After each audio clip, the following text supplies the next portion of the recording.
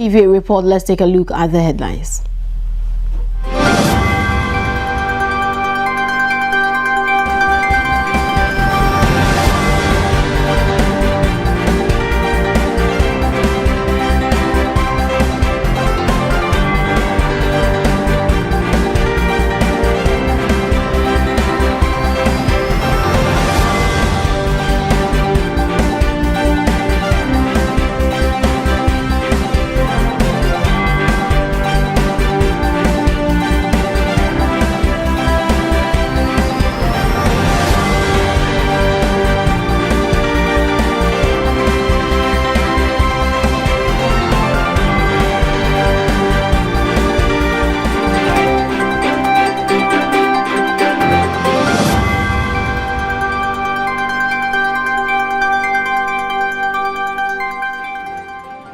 Now let's begin. President John Dramani Mahama has called on Ghanaians to protect the country's long-standing peace and resist all forms of division, extremism and intolerance. Speaking at the National Eid al-Adha celebrations held at the Black Star Square in Accra on Wednesday, May 27, he emphasized that the message of Eid al-Adha is especially relevant at a time when several societies around the world are grappling with conflicts, violence and deepening divisions. He noted that Ghanaians continue to distinguish itself as a model of peaceful coexistence where citizens of different religious and ethnic backgrounds live together in harmony. By all Ghanaians, through his humility, his compassion, his simplicity, his tolerance, and his peace building.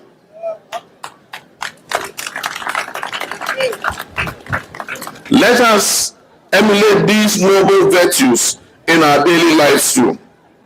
I especially encourage our young people to remain disciplined, law-abiding, respectful, and responsible citizens. I urge you to also avoid drug addiction.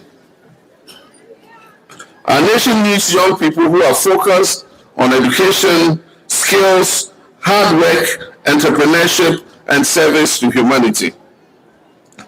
Distinguished guests, when my administration took over office, we inherited significant economic difficulties that affected businesses, families, and especially young people seeking opportunities.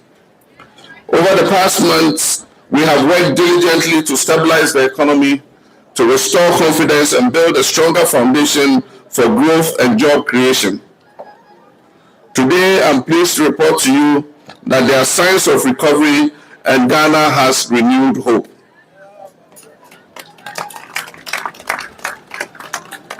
Our focus now remains on creating jobs, supporting local enterprises, expanding opportunities for young people, and improving living conditions for ordinary Ghanaians. Through our 24-hour economy policy, skills development initiatives, apprenticeship programs, and industrial transformation agenda, we aim to create sustainable employment opportunities for our youth. No community will be left behind in this national reset agenda. I'm particularly pleased with the progress we are making with development initiatives in our Zongo communities. Very soon, construction and rehabilitation of roads and other infrastructure projects will begin in several Zongo communities across the country. We are starting with the Sukoferidwa Zongo area, the road network, and similar projects will be replicated in other Zongo communities. We are determined to improve infrastructure. Now moving on, the Chief of Staff Julius Debra and the Minister for Foreign Affairs Samuel Okujeto Ablakwa have encouraged and assured Ghanaian nationals evacuated from South Africa of the government support as they return home following renewed xenophobic tensions. The first batch of evacuees arrived safely in Accra on Wednesday, May 27, as part of a government-led evacuation exercise coordinated through Ghana's diplomatic mission in South Africa and the Ministry of Foreign Affairs. A government delegation led by the Chief of Staff and Foreign Minister was at the airport to receive the returnees and oversee their reintegration process. Addressing the evacuees, the Chief of Staff, Julius Deborah, urged them to remain hopeful and optimistic despite the difficult circumstances that forced their return. Foreign Affairs Minister Samuel Okudzeto-Ablakwa also assured the returnees of comprehensive government support, including medical care, counseling, and financial assistance. You to Ghana, your own country, to the motherland.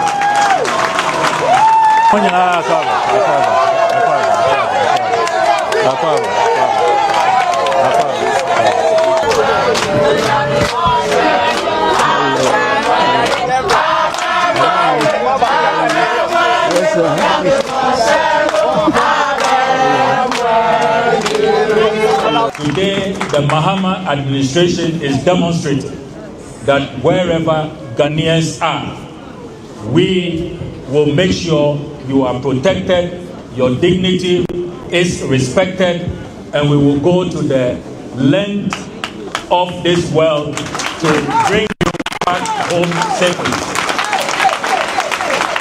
I believe sincerely that sometimes God has different ways of opening new doors for us. And so let's be very optimistic. As a nation, we shall always stand by our people, no matter where you find yourself. Be encouraged and believe that it shall all end well. Akwaba to all of you. Obake, Woezor. And moving on, in other news, CATS International has commended the Bank of Ghana for suspending a proposed 0.75% wallet-to-bank transfer fee announced by Mobile Money FinTech Limited, the operator of MTN Mobile Money. The fee, which was scheduled to take effect on June 1, 2026, had been placed on hold pending further consultations. In a statement, the West African Regional Director for CATS International, Accra, Apia Kusi Aduma, who praised the central bank's intervention, describing it as a timely move that strengthens consumer protection and public trust in the financial system. CATS noted that it does not oppose in principle MMMFL's rights to review and adjust its fees, stressing that the businesses in competitive markets have a legitimate interest in pricing their services sustainably. However, it emphasizes that any such adjustment must comply strictly with regulatory requirements and uphold fairness to consumers.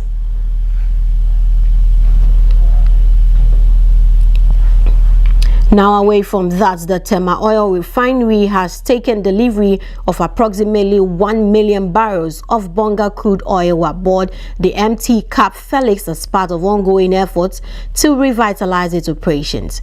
In a statement dated May 27, 2026, the refinery confirmed that the shipments purchased from Shell was supplied through its tolling partner, Fujairah Triangle Commodities Trading, under an arrangement designed to support operational recovery and ensure a steady supply of petroleum products to the Ghanaian markets.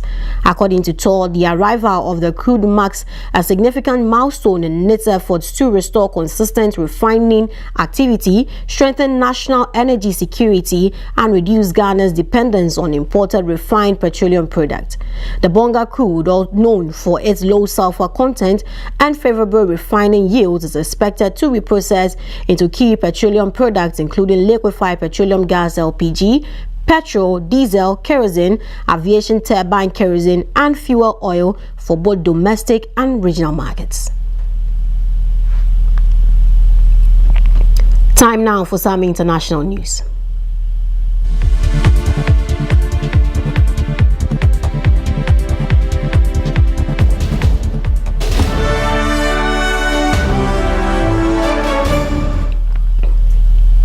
Now let's get in. Despite a slight slowdown in economic growth in this year due to the war in Iran, Africa's economy outlook remains strong.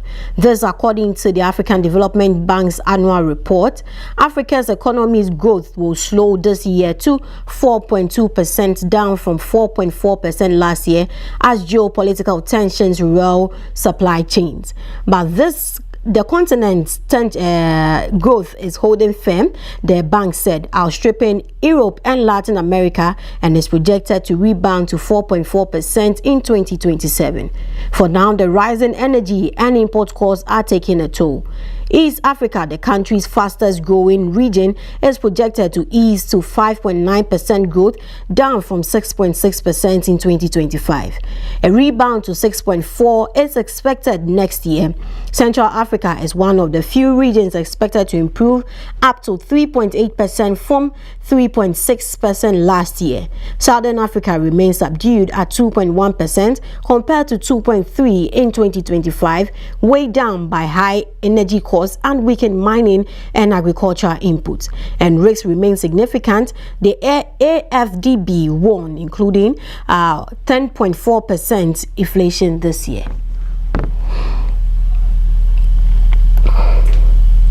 Now this brings us to the end of the WoezorTV Reports. Many thanks for staying with us. I am Karen Naoyokoti.